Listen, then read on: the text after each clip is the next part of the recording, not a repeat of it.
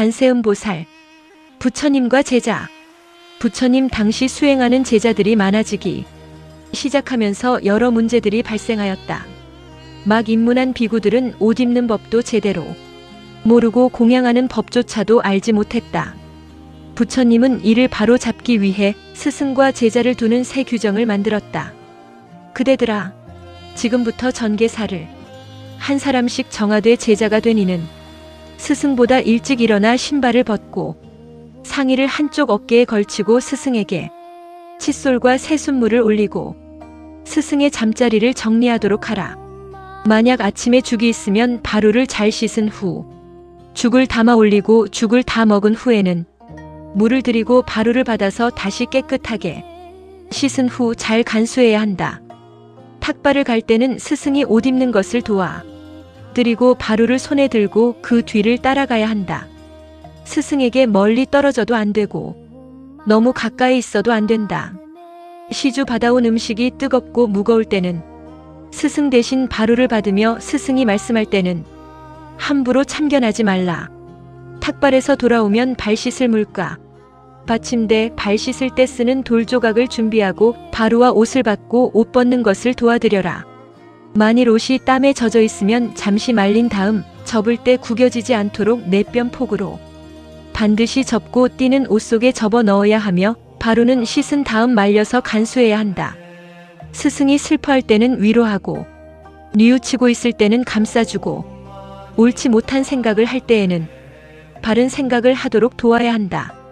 스승의 허락 없이 함부로 쏘다니지 말고 스승이 병들었을 때는 회복될 때까지 정성껏 간병해야 한다. 대신 스승은 제자에게 숫다를 읽게 하고 질문하게 하고 아버지처럼 가르치고 사랑하며 생활하는 예절과 수행을 가르쳐주고 제자의 사소한 문제까지 힘껏 도와야 한다. 제자가 병들었을 때 정성껏 간호하고 슬퍼할 때 위로하고 뉘우치고 있을 때 따뜻이 격려하고 나쁜 생각을 품고 있을 때는 경책해야 한다. 그러나 만일 제자가 스승에 대한 공경심이 없고 참교의 마음이 없다면 스승은 제자를 내쫓아도 무방하다. 단맛바다 169. 지금의 세상은 어떻습니까? 스승과 제자의 예를 잘 지켜나가는 사람들도 있지만 옛날처럼 스승과 제자라는 말이 무색할 정도로 예절과 도덕성이 결여되어 있습니다. 이러한 현상은 가정의 부모가 자녀들에게 인성교육이 잘못된 탓이 많고 물질 만능에 사로잡혀 있는 교육자들이나 성직자들의 잘못이 많기 때문입니다. 누구 탓이라고 할 것도 없이 세상은 점점 각박해지고 있습니다. 아랫사람은 윗사람에게 버릇이 없습니다. 윗사람은 아랫사람에게 함부로 합니다. 자신이 기분 나쁘면 나이에 관계없이 아랫사람이든 윗사람이든 함부로 합니다. 바뀌어야 합니다. 부처님 생전이나 부처님 가신 지 500년 전까지는 진리의 법이 살아있었습니다. 아난존자와 받다존자가 빠딸리 뿌따이 꾸쿠다 수도원에 머물 때 일입니다. 하루는 받다존자가 이렇게 물었습니다. 아난존자님, 부처님께서 열반에 드신 후 바른 담마가 오래가지 못한다면 가장 큰 이유가 무엇이며 바른 담마가 오래간다면 그 이유는 무엇이라고 생각하십니까? 참 좋은 질문입니다. 받다존자여, 부처님께서 마지막 열반에 드신 후 참된 담마가 오래가지 못하는 이유는 4가지. 마음 챙김의 확립을 발전시키고 연마하지 않기 때문입니다. 또한 부처님께서 마지막 열반에 드신 후 참된 담마가 오래가는 이유는 반대로 4가지. 마음 챙김의 확립을 발전시키고 연마했기 때문일 것입니다.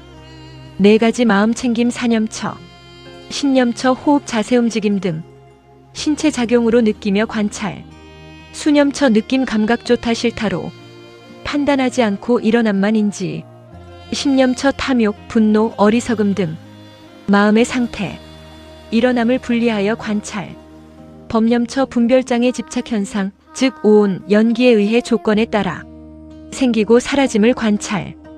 이후 아난존자는 주로 외살리에 머물면서 전도를 하시었습니다.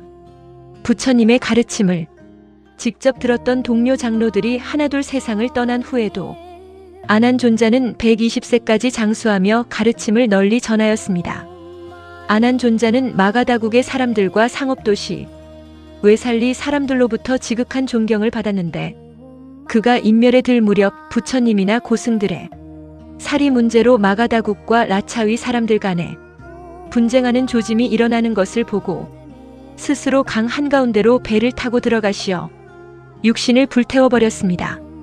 이 일은 아자따사뚜 왕이 그의 아들 우다이 바따에게 죽기 한 해 전의 일이었습니다. 마가다국 사람들과 라차 위족 사람들이 아난의 태도에 감복하고 유품을 가지고 돌아가 각자 탑을 세웠다고 기록하고 있습니다. 부처님께서나 제자들께서는 물질에 대한 것은 허망한 것임을 몸소 보여주심으로써 중생들에게 깨침을 주셨던 것입니다. 그러나 부처님 가신 지 2500년이 지난 오늘날 부처님께서 말씀하신 것을 지키지 않고 있으니 말세 세상이라는 것입니다. 나무관세음보살 두 손 모읍니다.